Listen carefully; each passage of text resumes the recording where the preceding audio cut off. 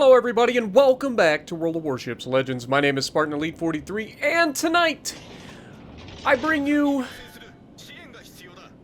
the Amagi. And we're going to start slightly into the match here because I don't know what was going on. I went to use this clip and the very beginning of the clip somehow got all goofed up. I don't know if my computer was performing a virus scan or something at the time. Something was going on in the background because the first, like, I don't know, 2 minutes of this clip, I know it's not even 2 minutes into the game, but the first two minutes of the recording were, like, literally unusable. It was skipping all over the place. But we are going to show you guys a picture-perfect representation of how to use the Amagi to its fullest. This is not a ship that you want to be just jumping up in there and going ham. Now, obviously, we're going to be pretty well, it's going to be an easy fight for us. I'll just put it that way. This is going to be an easy fight. We're top tier. We're in the Amagi. The Amagi is actually going to behave for the most part. I mean, first shot out the gate. By the way, we are running Arthas the Cold on this, so that's why you'll see the catapult fighter. So Arthas the Cold, his inspiration allows you to, anytime a catapult fighter is active, you increase your damage output by 20%. So we take another shot here, hoping that they land in time to still get the bonus, but unfortunately, bonus goes down right as they land. Still get a good result out of it. And just like that, 2 shots in, we're at 35,000 damage, and that HMS Hood is just struggling. He's struggling. But it's okay, because, you know, it's just what it is. When you're bottom tier, you expect to struggle, okay? It's not like he's doing anything incredibly wrong here. I just have the overmatch ability. I'm getting accurate salvos out of my Amagi, and we're just punishing him. There, we don't hit the overmatch. We just go for superstructure, and we punish him with some plunging fire into the superstructure as well. He takes some shots back. He's getting some poor RNG. We've all been here. But the Amagi is not a ship that you want to get up close and personal with. It can do that, but that is not where it shines. This ship shines in medium to long range. It seems like the further out you go, the more accurate it gets. Now, I'm not saying you need to be 20 kilometers away and sniping, okay? I'm just saying at that medium to long range is where the Amagi seems to be the most consistent. Now, it is a Japanese battleship, and anybody who's ever played Japanese battleships knows that it's just a holy mother of... What are you doing? Alright, the Hood wants to get hooded.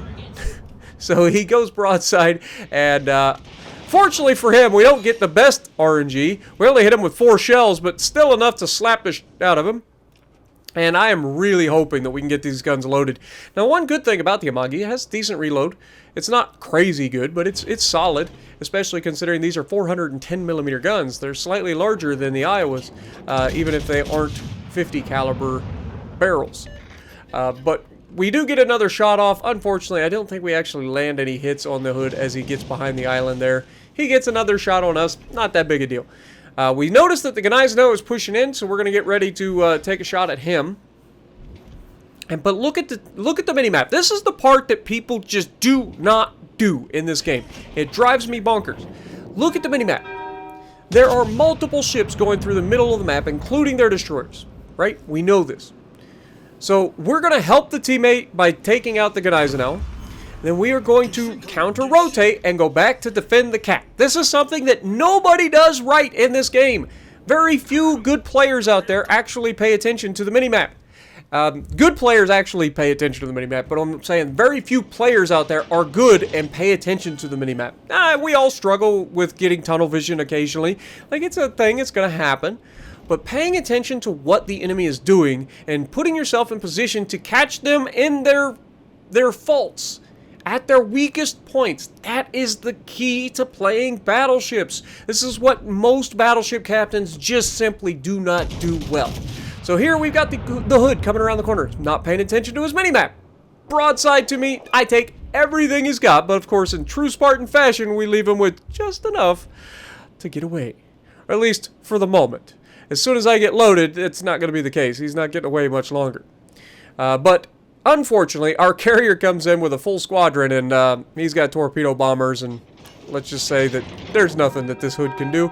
As much as I would love to kill him, I don't need to waste a shot. And that's when the Z-35 gets spotted. So we try to aim up ahead. We take the shot. We get a decent roll, and I go ahead and use my plane because I want to get as much damage as possible here on this guy.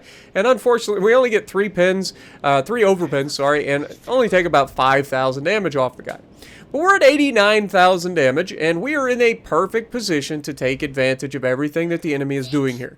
Now, fortunately for me, I also have a couple of people that are paying attention to the fact that the enemy is pushing our base. We've got one destroyer already in the cap, the other destroyer is pushing into the cap, and there is a third destroyer out there somewhere that we don't know just yet. But they're all roughly in the same neighborhood, which is terrible for their team. I'm sorry, but destroyer players, you've got to realize you cannot overlap your destroyers. You are doing your team a huge disservice. Unfortunately, I take a shot at the Iowa thinking I could easily get some good damage there. I do hit him for 13,000, but the Benson gets spotted and I can't do anything about it. Fortunately, our teammates are in a position where they do actually finish him off. Now, there's another destroyer spotted just out there to the right. He's going right at teammates, but instead I go ahead and I go for the Iowa here. Why is that? Normally, I'm all about that see a destroyer, shoot a destroyer thing, right? But there's also something to be said about trying to get the crossfire on very tanky battleships. And an Iowa class that's bow in is very tanky if it's utilized properly. So having that broadside, I have the potential to utilize that crossfire and take huge chunks off of him. Now you can see he's bow in, but we've already taken most of his health. So at this point, he's pretty much toast. And look at that. That's what I'm talking about when I talk about Japanese battleship dispersion. Now, fortunately, they do kind of like group together at the end, but it was a little too late and they managed to miss. But Massachusetts has lost a lot of his hit points. The Iowa takes a shot at me, which is fine because I've got plenty of hit points. I've basically been untouched for most of this game. So, like, you can shoot me all you want. You leave my teammates alone. Fortunately, our teammates were able to help get rid of the enemy destroyer. You can see we do have the Flounder out here, so we go for him. The Iowa goes down to the carrier once again. Carrier is coming in and playing cleanup duty like nobody's business. Now here, I don't know if the Flounder, I can't remember if Flounder actually gets a speed boost. I know most French battleships do at high tiers, but if he does, then that explains why I didn't lead him enough, or maybe it's just my inexperience with the Amagi. I don't play it often.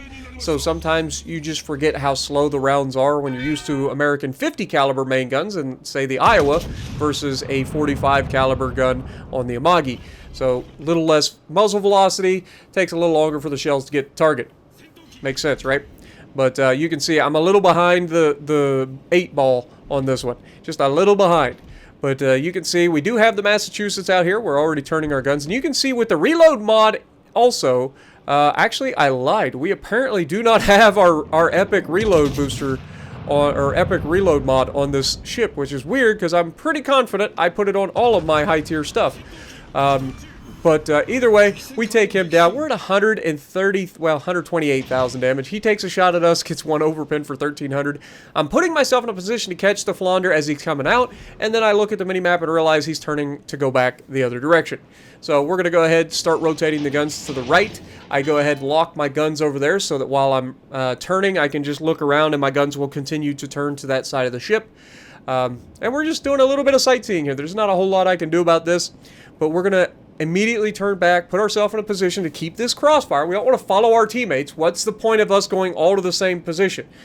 However, if I come out this way, there's a good chance that I'll have a good look at his broadside, or at least more of his ship than he's giving my teammates.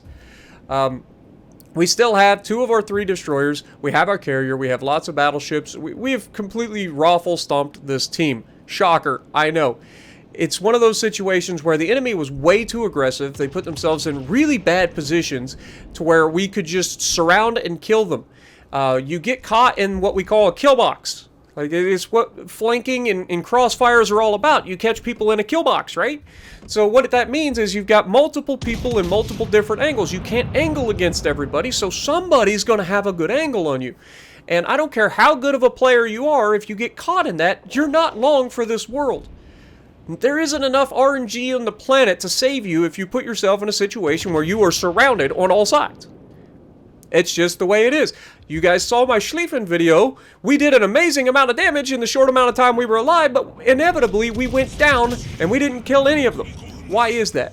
because we put ourselves in a situation where we were completely surrounded. Now, I am not the best player, and I never claimed to be. I am above average at best. That is what I've always claimed.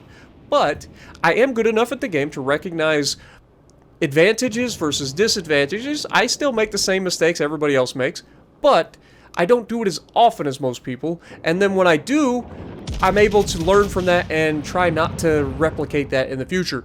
But here we take another shot, and this looks beautiful. But right as our shells get there, the carrier once again coming in and playing cleanup crew takes another kill.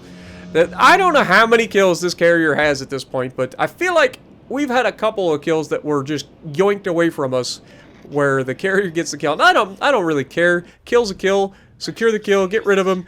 I don't really care about Krakens and stuff, but it's just one of those situations where, had I been able to get the 2 kills right there, like the Flounder, the Hood, if we get those 2 kills, we're at 4 kills right now, and now chasing down the carrier, you can see I'm pushing straight ahead. I'm thinking, okay, carrier probably put himself in a position where he's close to the enemy so that he can get as many sorties out as possible, right? He wants to get as little turnaround time for his planes as possible. So he wants to be as close to the enemy as possible without putting himself in a bad position. I was wrong. He's still off to the left side. And you can see at this point, I'm like, okay, well, he's over there. We're going to just immediately go towards him. Now, you might look at this and go, Spartan, you need to capture the base. And normally I would agree with you, but it's a carrier. Okay? Capturing the base is probably not going to happen. If we don't intercept this guy, he's just going to sit there and continue to harass us with planes. So, capturing the base is probably just not going to be in my cards. What I can do is go put myself in a position where I can intercept the carrier and take him out of the equation, sparing everybody a little bit of time. It's not much, don't get me wrong. We got 3 minutes to go. Can I chase down a carrier and catch him in 3 minutes? And not just chase him down and catch him in 3 minutes, but also get into a position where we could maybe kill him in 3 minutes. That's the real kicker. Now, this is one of those things I need to remember once I get enough steel to put the epic reload module on my Amagi, because I would love to take the ship out with a faster reload and see what the reload gets down to. I forget exactly what it is currently. I want to say it's 27 seconds currently. So I would expect with a maximum epic reload module that it could get down to 25, maybe 24 seconds, somewhere in that neighborhood, which is insane when you're talking about a 10-gun broadside of 410mm guns. Now, obviously, Japanese, but again, if you put more stuff downrange, you're more likely to get more hits, right? So faster reload ends up with more damage, period. It's called damage per minute, right? You shoot more shells, you're gonna get more hits, unless you're just really bad. But, and even then, even if you're really bad, if you shoot more shells, you're gonna get more hits. Just how that works. Law of probability.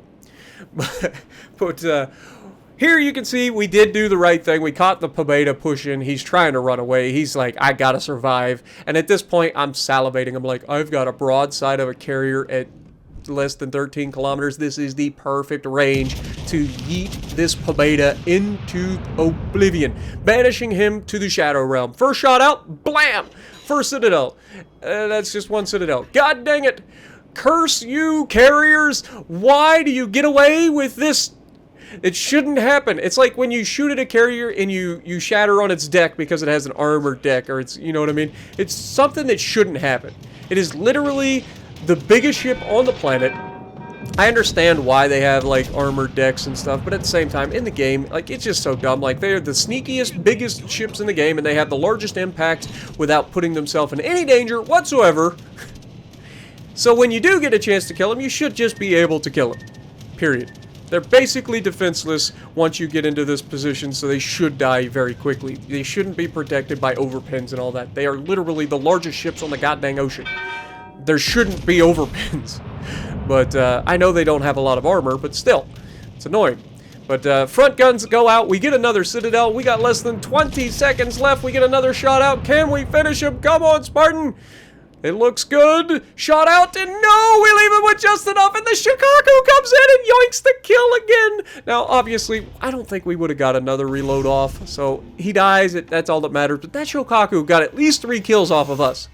And he ends with 4 kills getting just short of a Kraken, but he got at least 3 kills off of us, denying us the Kraken. But 188,000 damage and top of the leaderboard. You gotta love it. So let me know what you guys think down in the comments below.